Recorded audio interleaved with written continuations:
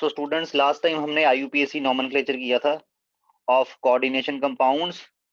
आज का जो हमारा टॉपिक हम स्टार्ट करने वाले हैं that is writing formula of complex when name is given. अगर आपको नेम गिवन हो उससे आपने फॉर्मूला लिखना हो तो वो कैसे लिखते हैं? ओके तो इसमें सबसे पहला पॉइंट है, वेट अ मिनट यार, find weather complex is a cation और एनायन। पहले ये फाइंड करो कि जो आपका कोऑर्डिनेशन कॉम्प्लेक्स है, जो मतलब ब्रैकेट में आने वाली आइडेंटिटी है, वो कैटायन है कि एनायन है। कैसे करोगे? By observing the position in its name. Name में देखो उसको पहले लिखा गया है कॉम्प्लेक्स के नेम को कि बाद में। अगर पहले लिखा गया तो वो कैटायन है, अगर बाद में लिखा गया तो वो एनायन है। After this find magnitude of charge on the complex. Overall complex के ऊपर कितना चार्ज होगा वो फाइंड आउट करो। ये कैसे फाइंड आउट होगा? Oxidation state of metal plus sum of charges of ligand, sum of charges of ligands, it should be equal to the overall charge. Third, इसकी एग्जांपल भी दूंगा अभी वैसे। Then according to their valency and also valency of the counter ion. ठीक है, उसके बाद जो फॉर्मूला लिखना है उसमें आपने कॉम्प्लेक्स के ओवरऑल चार्ज कितना आया जिसको उसकी वैलेंसी बोलेंगे, और जो उसको काउंटर करने के लिए आप बाहर उसका काउंटर आयन लगाओगे उसके ऊपर ओवरऑल चार्ज कितना है, ये इन दोनों का क्रिस क्रॉस करके फॉर्मूला देख लोगे क्या है। Okay, metal should be written first. Coordination complex में मेटल जो है वो सबसे पहले लिखा जाता है ना। अब एग्जांपल देखते हैं। सबसे पहले formulate the compound tetra amine aqua chlorido cobalt chloride. अब इसमें ये सारा जितना भी है इसको पहले लिखा गया है और ये बाद में लिखा गया है। इट मींस ये कैटायन है, ये एनायन है। ठीक, तो हमें ये पता, इसका ये वाला नेम देख के पता लग गया कि ऐसा होगा कुछ। कोबाल्ट में टेट्रा अमाइन है, वाटर है, क्लोरिडो है, उसके ऊपर चार्ज एक्स है। क्लियर? उसके बाद ये भी मेंशन है कि कोबाल्ट की ऑक्सीडेशन स्टेट +3 है। ओके, आपको पता है अमोनिया का चार्ज कितना होता है? 0। वाटर पे कितना होता है? 0। क्लोरीन के ऊपर होता है -1, क्योंकि वो क्लोराइड की फॉर्म में एज अ लिगेंड एक्ट करती है। तो आपने क्या करना है, sum of oxidation state plus sum of all the charges, उससे आपकी एक्स की वैल्यू निकल आएगी। तो इससे एक्स की वैल्यू क्या निकल आई? +2। ठीक, तो इसके ऊपर कितना चार्ज है? +2। और इसका काउंटर आयन कौन सा है? Chloride, Cl negative. तो बस क्रिस क्रॉस से फॉर्मूला देख लो क्या बनेगा।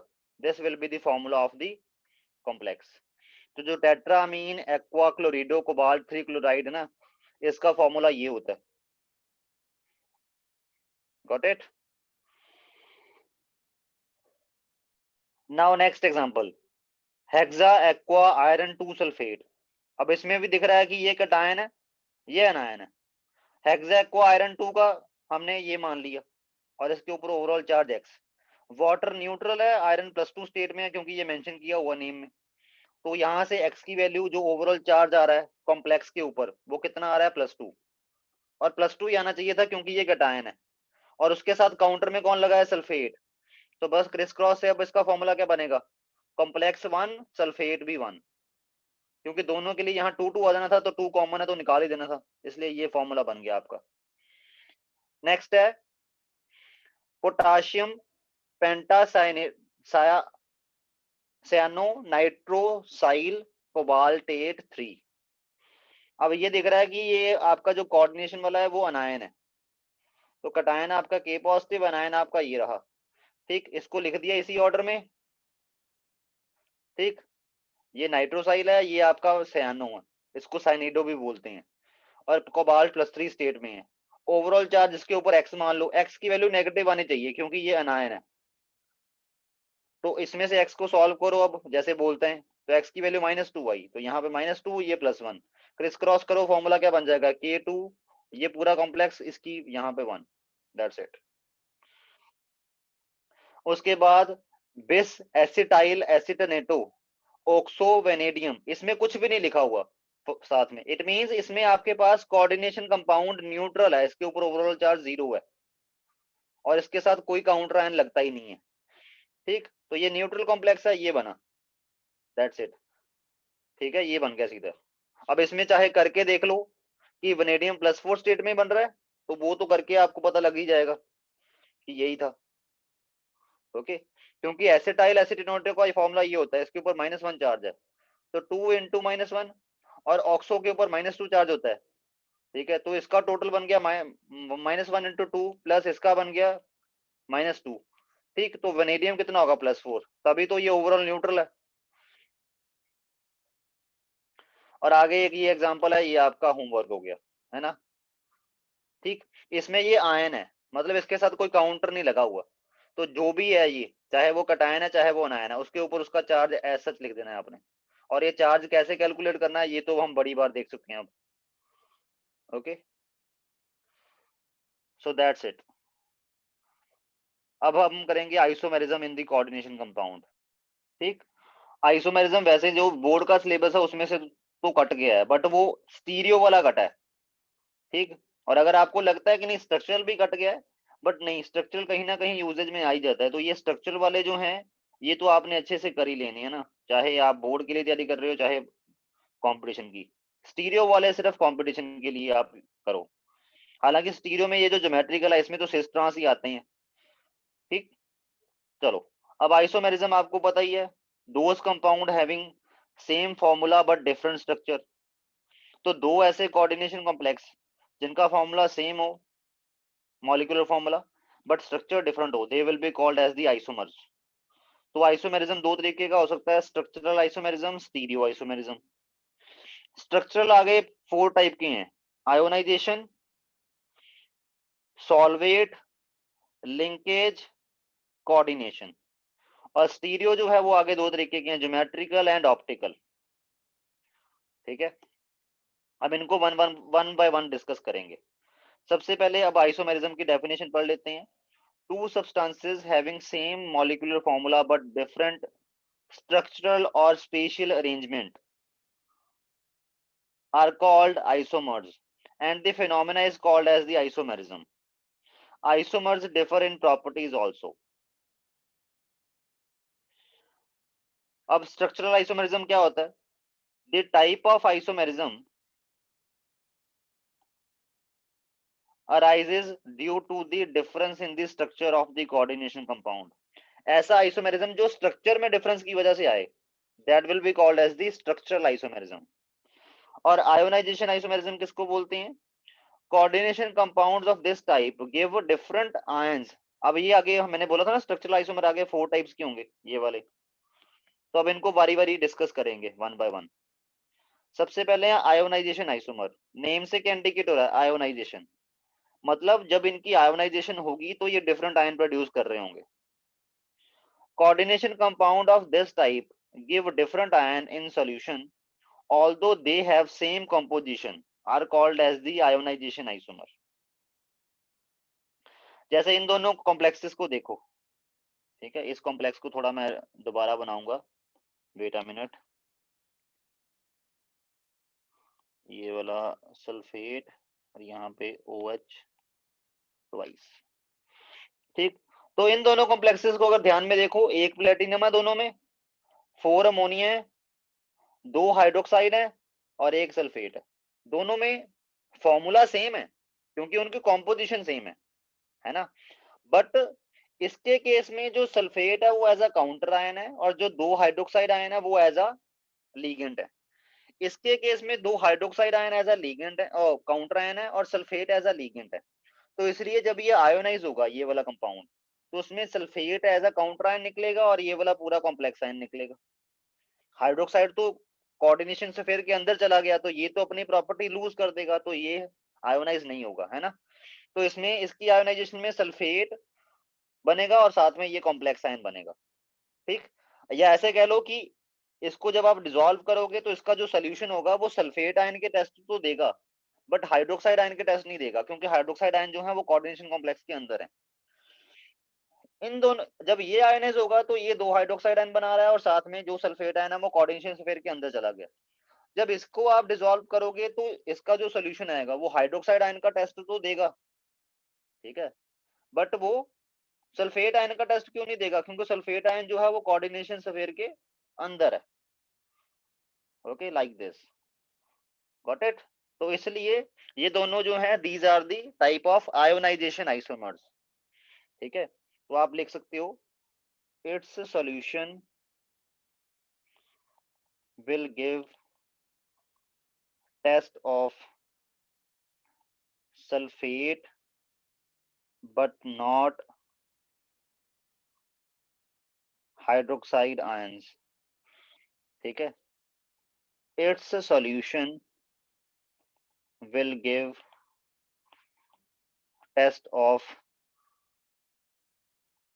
हाइड्रोक्साइड आयन, क्योंकि वो तो आयोनाइज हो रहे हैं ions, but not sulphate. Now the second type, solvate और हाइड्रेट आइसोमेरिज्म। अब इसमें भी नेम से क्या पता लग रहा है कि पक्का सॉल्वेंट के मॉलिक्यूल, हाइड्रेट कब बोलते हैं जब वाटर एज अ सॉल्वेंट हो, पक्का सॉल्वेंट के मॉलिक्यूल्स में कोई डिफरेंस होगा कॉम्प्लेक्स में। इन कॉम्प्लेक्स इसमें जो एग्जांपल्स होंगे उनमें सॉल्वेंट के मॉलिक्यूल्स में कुछ डिफरेंस है, सॉल्वेंट के मॉलिक्यूल की वजह से कुछ डिफरेंस प्रोड्यूस होगा।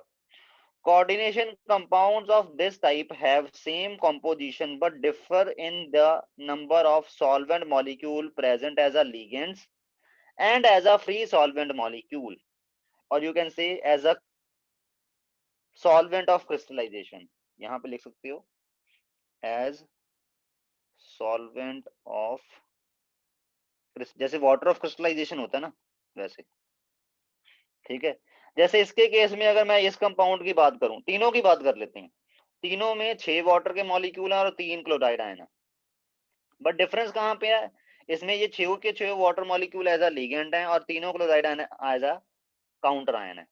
ठीक है, इसके केस में 5 water molecule as a ligand है, 1 water molecule as a water of crystallisation है, और इसमें 2, हालांकि ये यू कैन से कि हाँ नहीं, ठीक है, तो इसमें देखो, इसमें ये वाला जो वाटर का मॉलिक्यूल है वो एज अ लिगेंड था बट वो बाहर आ गया है ना। ठीक, तो इट मींस ये आपका कौन सा एग्जांपल हुआ, this is the example of solvate और हाइड्रेट आइसोमेरिज्म। ये तीनों सॉल्वेट और हाइड्रेट आइसोमेरिज्म के एग्जांपल हैं, तो इसलिए इनके कलर भी डिफरेंट होते हैं, हालांकि क्लोराइड ये आयंस सेम टाइप के प्रोड्यूस कर रहे हैं। ठीक है, कुछ हद तक आप कह सकते हो ये आयनाइजेशन आइसोमेरिज्म भी दे रहे हैं, क्योंकि इनमें ये इसमें जो कटायन प्रोड्यूस होगा उसका फॉर्मूला क्या होगा, CrS2O5 Cl पॉजिटिव, और इसमें जो प्रोड्यूस होगा, सॉरी +2, इसमें जो प्रोड्यूस होगा वो कौन सा होगा, CrS2O6 +3। हालांकि काउंटर आयन ये भी क्लोराइड ही प्रोड्यूस करेगा, ये भी क्लोराइड प्रोड्यूस करेगा, और ये भी। ओके, नेक्स्ट है आपका लिंकेज आइसोमेरिज्म। अब नेम से इंडिकेट हो रहा है लिंकेज, लिंकेज कहां से हो रही है इसमें डिफरेंस होगा। तो ये वाला आइसोमेरिज्म पक्का उन लिगेंड्स, उन कोऑर्डिनेशन कंपाउंड्स में आता है जिनमें एम्बिडेंटेट लिगेंड होते हैं, like cyanide, thiocyanide, these type of ambidentate ligand। Isomerism of this type seen in case of coordination compound containing ambidentate ligand। Ambidentate ligand होना is the major condition for this type of isomerism। Isomers having ambidentate ligands, but that ambidentate ligand is coordinated through different coordination sites in those। जैसे इन दोनों में अगर मैं बात करूं, इसमें ये जो एम्बिडेंटेट लीगेंड है ये सल्फर के थ्रू जुड़ा हुआ है, इसमें ये वाला जो एम्बिडेंटेट लीगेंड है ये नाइट्रोजन के थ्रू जुड़ा हुआ है, तो ये दोनों कॉम्प्लेक्स डिफरेंट हुए और इनकी प्रॉपर्टीज भी डिफरेंट ही होती हैं एक्चुअल में। ओके, लास्ट है आपके पास कोऑर्डिनेशन आइसोमेरिज्म। इसमें क्या होगा, इसमें जो कटायन और अनायन दोनों जो है वो कोऑर्डिनेट होंगे, मतलब कोऑर्डिनेशन कंपाउंड्स होंगे। ओके, और इसमें क्या डिफरेंस क्रिएट होता है उसकी बात कर लेते हैं। This type of isomerism is possible when both positive and negative ions of the salts are complex ions। इसमें पॉजिटिव आयन और नेगेटिव आयन दोनों कॉम्प्लेक्स आयन है। Isomers have difference in distribution of ligands.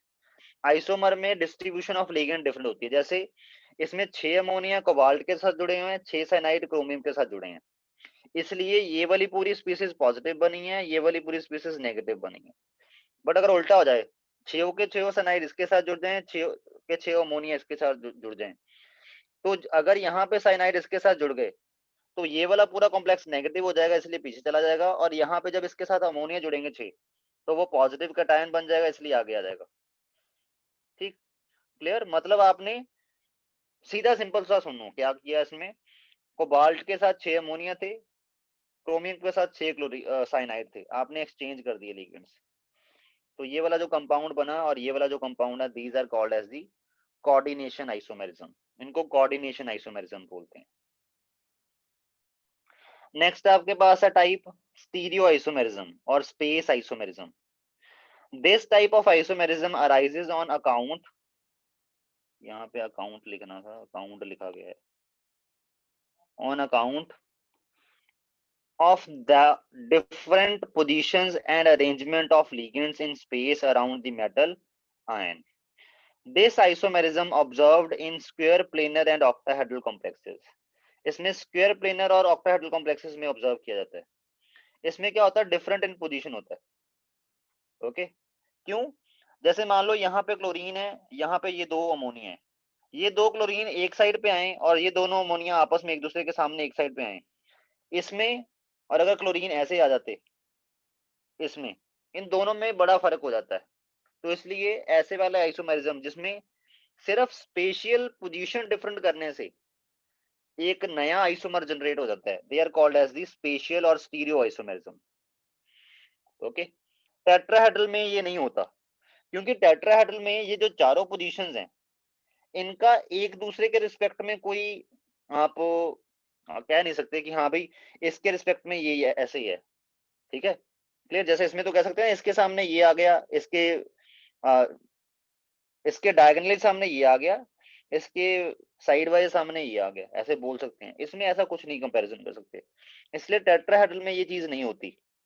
Tetrahedral compound जो है वो special isomer show नहीं करते, where as square planar और ऑक्टाहेड्रल जो हैं इनमें ये चीज हो सकती है कि डायगोनली सामने आ रहे हैं कि आपस में वैसे काउंटर सामने आ रहे हैं एक दूसरे के। ओके, तो इन दो ऐसे जब पोजीशन का डिस्क्रिप्शन हो सकता है उस वाली ज्योमेट्री में आपके पास स्पेशियल आइसोमेरिज्म बन जाते हैं। इसलिए स्क्वायर प्लेनर और ऑक्टाहेड्रल में आपको स्पेशियल आइसोमर या स्टीरियो आइसोमर देखने को मिलते हैं। जैसे कि हमने पहले पढ़ा था कि इसमें 2 टाइप्स होती हैं। ठीक, चलो पहले थोड़ा सा पढ़ लेते हैं ना इसको। This type of isomerism arises on account of the different positions and arrangement of ligands in space around the metal ion. This isomerism observed in square planar and octahedral complex. In tetrahedral complexes, all the 4 positions are equivalent. इसलिए उसमें hence no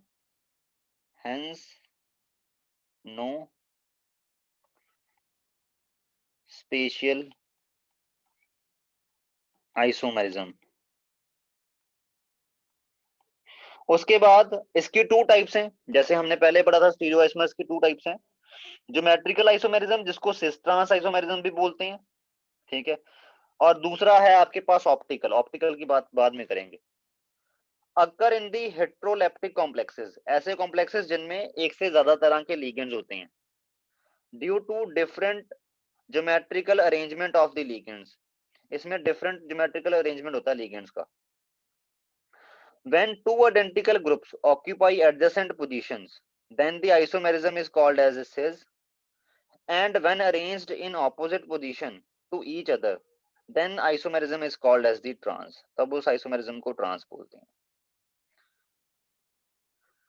isomerism in square planar complexes, अब इसमें isomerism ये जितने भी आपके पास geometrical isomer इनमें exist करते हैं स्क्वायर प्लेनर में, उसकी बात करते हैं। जैसे अगर आपका कॉम्प्लेक्स जो है वो इस टाइप का हो कि MA2B2 टाइप, मतलब सेंट्रल मेटल हो, उसके साथ 2 लिगेंड एक तरह के, 2 लिगेंड एक तरह के लगे हों। ओके, जैसे ये रहा, तो इसके केस में अगर दोनों same ligand adjacent position occupy करे रखे हैं तो वो सेज, और अगर दोनों एडजस्ट जो सेम लिगेंड है वो आपस में एक दूसरे के डायगोनल ही हैं, देन ट्रांस।